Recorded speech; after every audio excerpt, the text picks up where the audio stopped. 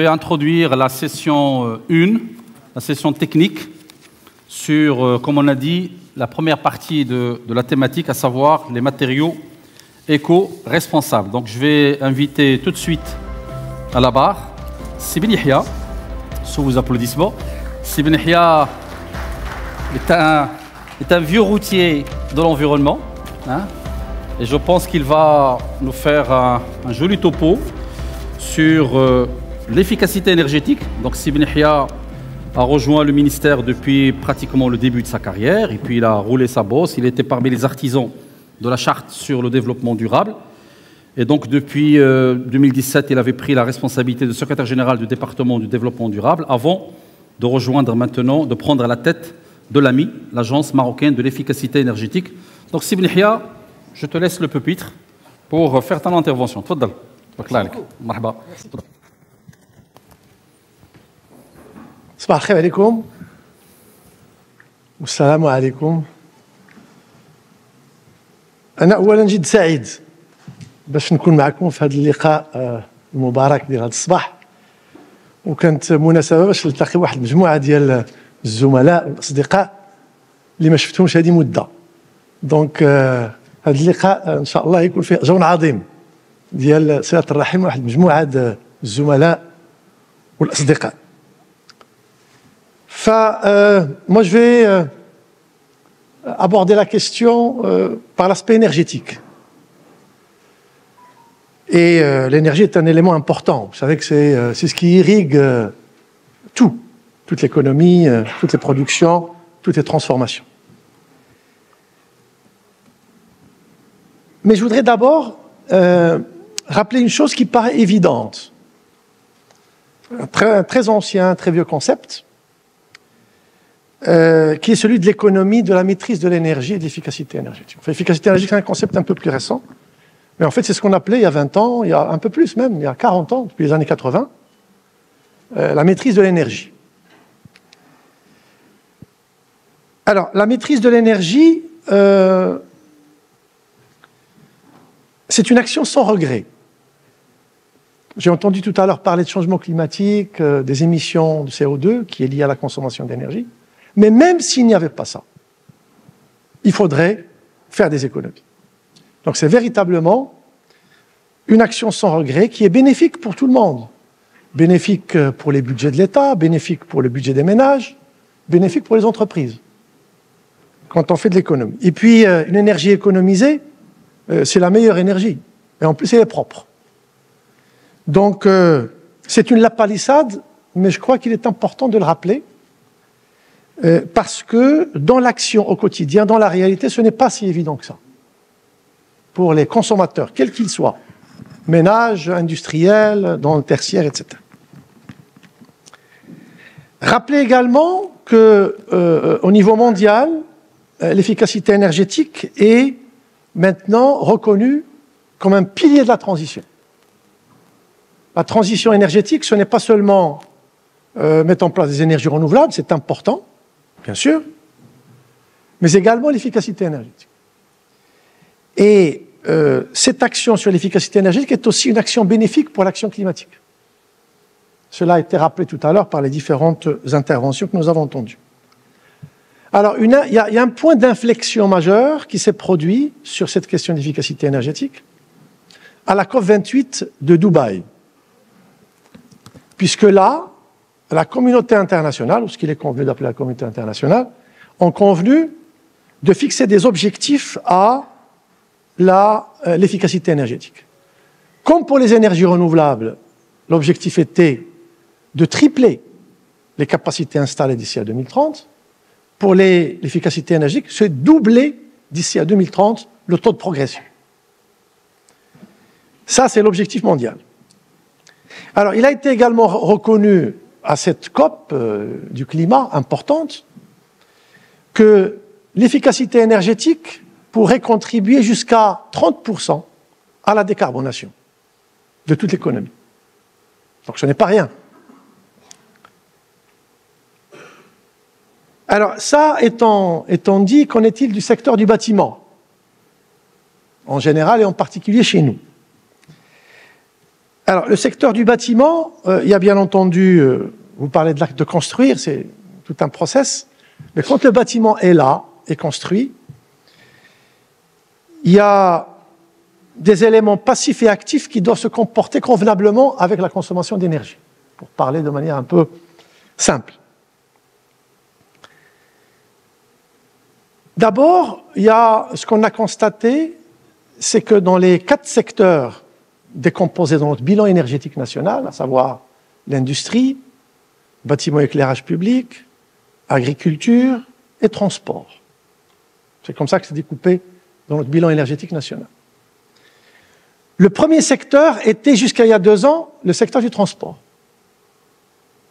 Et depuis 2 ans, ça veut dire le bilan de 2022 et 2023, puisque 2024, on n'a pas encore les chiffres définitifs, mais il a été rattrapé, ce secteur du transport, qui était premier pendant des décennies. Il a été rattrapé par le secteur du bâtiment et éclairage public, quand on associe. Et cette année 2023, il l'a même légèrement dépassé, puisque le secteur du bâtiment et éclairage public représente quelque chose comme 37% de la consommation. Suivi de près, sont presque au coude à coude, mais disons, le bâtiment est premier, suivi par le transport qui est autour de 36%. Donc il y a un point d'écart. Et sur 2 années, nous allons surveiller si cette tendance se confirme. Nous pensons qu'elle va l'être. Parce qu'il y a des modifications et une tendance dans le transport à l'utilisation de l'hybride, à l'utilisation d'électrique, mais il y a des contraintes en termes de recharge, d'infrastructures de recharge, etc. Mais l'hybride, on sent que sur ces dernières années, c'est ce que le consommateur favorise. D'abord l'hybride non rechargeable, et puis en deuxième lieu l'hybride rechargeable. Et au plan mondial, sur les, on va dire, les 2-3 dernières années, l'hybride prend de l'importance par rapport à l'électrique. D'abord, il y a une question de coût, mais il y a également une question d'infrastructure de recharge, mais c'est pratique pour les automobilistes. C'est beaucoup plus pratique qu'un véhicule qu'on doit recharger. Alors, sur ceci étant dit, l'explication que nous sommes en train de peaufiner pour voir pourquoi le secteur du bâtiment a rattrapé et dépasse le secteur du transport qui était, depuis toujours, on disait c'est le transport pour nous. C'est parce que, d'abord on construit, et c'est bon pour le secteur, c'est très bien, mais également dans l'usage et le fonctionnement des bâtiments, il y a de plus en plus d'équipements qui sont installés, et surtout dans le résidentiel. Les ménages s'équipent de plus en plus. Et il faut savoir que le gros poste de consommation, c'est les réfrigérateurs. Le deuxième poste, et ça va aller crescendo à l'avenir, c'est la climatisation ou le conditionnement d'air, de manière générale, puisque le temps se réchauffe et année sur année, nous disons que cette année a battu le record en termes de chaleur par rapport à l'année précédente, et c'est le cas depuis quelques années déjà. Donc cette tendance au réchauffement qui stimule l'acquisition de climatiseurs, l'équipement qui démontre un niveau de vie qui s'élève des ménages, vont contribuer à l'avenir à ce que la consommation, la partie active des bâtiments, va croître de manière continue. Il y a également la partie enveloppe. Alors, la partie enveloppe du bâtiment, vous le savez, vous êtes des professionnels, dépend pour sa performance énergétique de la conception initiale, bien entendu, ça c'est le rôle des architectes, mais également des matériaux de construction. Et nous avons la chance dans notre pays, pour réguler tout ça, de disposer, nous avons été les premiers pays à l'avoir, d'abord une loi sur l'efficacité énergétique et un certain nombre de décrets d'application. Alors, cette loi a été promulguée en 2011. On avait fait on a pris connaissance de, disons, d'études au plan mondial à 2021. Il y a à peu près la moitié des pays qui ne disposent pas de réglementation spécifique dans le monde. de réglementation spécifique à l'efficacité énergétique dans les bâtiments. Et notre pays fait partie de la moitié du monde qui dispose de cette réglementation. C'est très bien, c'est excellent, je vais les passer en revue, mais il y a des problèmes d'application. On y viendra. Et puis aussi de révision et d'actualisation de ces textes pour qu'ils accompagnent les transformations qui s'opèrent.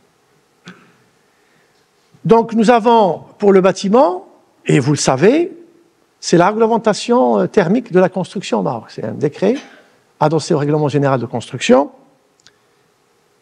avec un logiciel qui a été mis en place par l'agence, l'AME, à la disposition des architectes, mais ils ont d'autres outils beaucoup plus performants aussi. Depuis 2015, cette réglementation existe. L'application, pour ceux d'entre vous qui travaillent sur ces sujets-là, savent qu'il y a un réel problème d'application. Cette réglementation est basée sur un découpage du pays en 6 zones climatiques, sur des données de l'époque de, on va dire, autour des années 2010. Le climat a beaucoup changé depuis, 15 ans après. Et c'est la raison pour laquelle, avec notre ministère de tutelle, nous sommes en train de travailler pour actualiser cette réglementation. Et nous pressentons que ces 6 zones climatiques vont être revues probablement à la baisse, puisque nous n'avons plus les 4 saisons que nous avions dans le temps. Nous passons d'une saison un peu fraîche à une saison chaude, des fois même sans transition, et toutes les deux sèches, malheureusement. Donc tout ceci va avoir un impact sur la réglementation thermique du bâtiment, et nous sommes en train de travailler avec nos collègues de la météorologie nationale pour avoir les données les plus récentes pour un autre découpage du zonage climatique. Alors de là découlera bien sûr des exigences et des prescriptions pour l'enveloppe du bâtiment qui doivent être adaptées donc à ce nouveau découpage pour avoir un confort thermique minimal sans équipement actif par rapport aux températures extérieures, que ce soit en hiver ou en été. Et donc ça, c'est le sujet sur lequel nous travaillons pour actualiser cette réglementation thermique, mais le sujet principal, c'est l'application. Et nous sommes en train de travailler avec nos amis de l'urbanisme et de l'habitat pour activer un certain nombre de leviers pour s'assurer, parce qu'une fois le chantier terminé, c'est fini. On ne peut plus reculer. Et c'est à ce moment-là, dans les contrôles déjà existants, s'assurer que les matériaux prescrits pour la zone climatique sont utilisés. Ce qui n'est malheureusement pas le cas tout le temps. Les bâtiments publics respectent ça, mais les autres bâtiments, les bâtiments tertiaires d'une certaine catégorie respectent également, mais ce n'est pas le cas pour beaucoup. Et vous savez, la grosse part, c'est un peu, disons, elle échappe au radar du contrôle. Donc ça, c'est le premier sujet qui nous occupe pour pouvoir atteindre l'objectif fixé et réduire nos consommations, puisque nous avons, et je le rappelle, vous le savez certainement, d'ici à 2030, un objectif de réduction de la consommation de 20% par rapport à un scénario cours normal des affaires. C'est comme s'il n'y avait pas de mesure d'efficacité énergétique, on serait à tel niveau, et avec les mesures qui sont préconisées, nous devons avoir 20% au moins d'économie. Un autre outil important avec lequel nous travaillons pour l'efficacité énergétique dans les bâtiments, c'est l'audit énergétique obligatoire.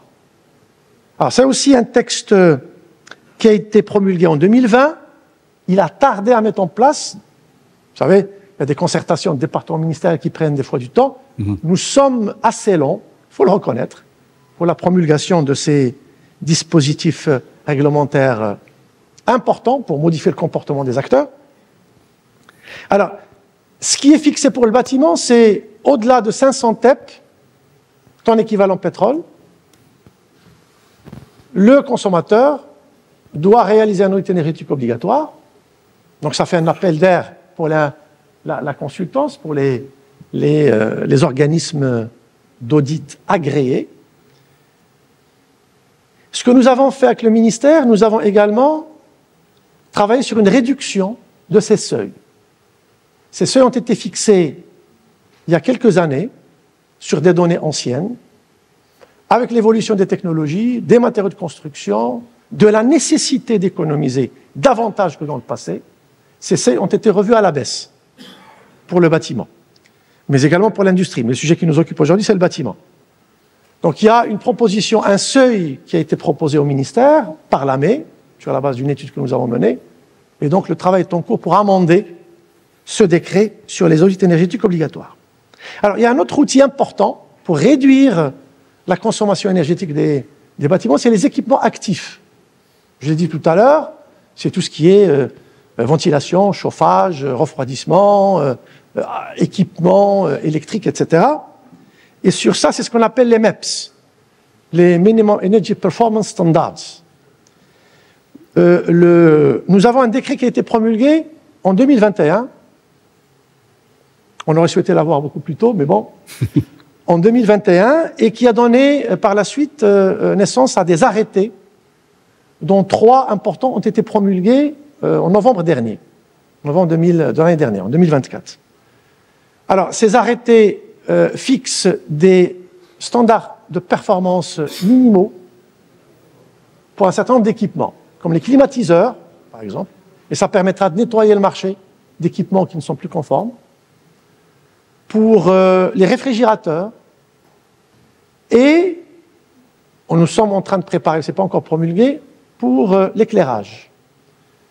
Et dans le domaine de l'industrie, mais ce n'est pas l'objet de notre sujet aujourd'hui, il y a aussi un arrêté qui a été promulgué pour les moteurs électriques, en mettant en place aussi des standards minimums d'efficience énergétique pour permettre au marché de disposer d'équipements à la disposition des clients performants. Si tu peux conclure. Alors, je vais essayer d'aller rapidement. Alors, tout ceci, c'est bien, c'est pour vous dresser le tableau. Ça, c'est l'aspect command and control, c'est réglementer et contrôler. Il y a une faiblesse au niveau du contrôle. Et nous sommes en train de voir, avec l'agence n'a pas cette mission pour le moment. Mais nous sommes en train de discuter avec notre ministère de tutelle et avec les autres acteurs, segment par segment. Pour le sujet d'aujourd'hui, c'est le ministère de l'habitat, enfin de l'urbanisme et de l'habitat, pour trouver les voies et moyens de renforcer le contrôle, la phase cruciale, qui est la phase de construction. Alors, il y a un autre élément puissant, et dans le toolkit de l'efficacité énergétique mondiale, vous avez sensibilisé, formé, etc., nous le faisons, c'est important. Les orateurs précédents ont parlé de la formation, c'est stratégique, mais ce n'est pas assez. Il faut des réglementations et contrôles pour qu'elles soient appliquées, et puis il faut l'incitation. C'est l'instrument le plus puissant pour changer le comportement des acteurs. C'est de l'encouragement, ça peut prendre plusieurs formes. Alors, il y a, chez nous, dans notre pays, quelques dispositifs qui permettent l'incitation. Il y a également des programmes d'aide et d'appui direct dans le secteur de l'industrie, notamment, mais pas dans l'habitat, pas dans le bâtiment. Dans l'agriculture, également, pour l'efficience hydrique et l'efficience énergétique. Et il y a un grand programme qui se prépare pour le pompage solaire, avec également un soutien direct aux petits agriculteurs. Tout ça, c'est bien, mais ça n'atteint pas l'ambition que nous souhaitons pour notre pays pour faire cette transformation en termes d'efficacité énergétique et atteindre l'objectif fixé dans 5 ou 6 ans. Alors, voilà un peu un panorama, si vous voulez, général de l'efficacité énergétique dans le bâtiment et éclairage public, je l'associe, dans notre pays, mais nous faisons encore face à des barrières. Ces barrières, nous sommes en train de travailler avec les ministères concernés pour les lever. Alors, il y a une barrière importante qui est une barrière technique. Et ça va vous faire plaisir puisqu'on parle ici de technicité. C'est d'abord la disponibilité des données de consommation. Et si on n'a pas ça, on navigue en aveugle. Alors la loi a obligé les consommateurs qui dépassent les seuils dont j'ai parlé tout à l'heure à réaliser un audit pour connaître ce qu'ils consomment et comment ils peuvent réduire et à communiquer ça à l'administration. Mais ceux qui sont en dessous de ces seuils ne communiquent rien du tout.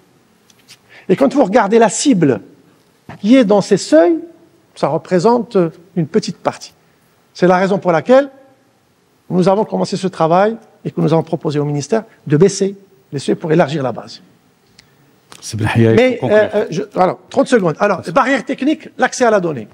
Toujours dans la barrière technique, c'est que souvent, traiter l'efficacité énergétique dans des installations complexes, ça nécessite une expertise qui n'est pas souvent disponible. Donc, il faut renforcer et former, que ce soit une formation de base ou une formation continue. Pour avoir l'expertise nécessaire. Et ça, on l'a vécu à la mai.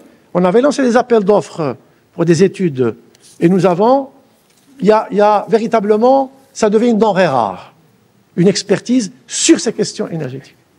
Et souvent, on a les bureaux d'études qui prennent les mêmes experts sur des marchés différents. Alors, une autre barrière importante, et je termine avec ça, c'est la barrière socioculturelle. Si vous n'arrivez pas à convaincre les gens que l'efficacité énergétique est un bénéfice pour eux, ils n'agissent pas. Et il y a un paramètre socioculturel, on va dire, qui est lié aux habitudes de consommation. Et là, ça interpelle un niveau dans lequel nous ne sommes pas encore, mais nous allons y arriver, qui est, est-ce que, si l'efficacité énergétique, et je termine avec ça, si l'efficacité énergétique, sa définition mondiale, c'est de répondre aux mêmes besoins avec le minimum d'énergie, le deuxième niveau serait d'interroger le besoin. Avons-nous besoin de chauffer à 22 degrés toutes les pièces où on peut se compter de 19 degrés? Et là, c'est un autre sujet, c'est la sobriété énergétique et non pas l'efficacité. Et merci de votre attention. Merci beaucoup. Merci Sebin Yahia pour ce beau panorama dressé. En tout cas, malheureusement, on est pris par le temps.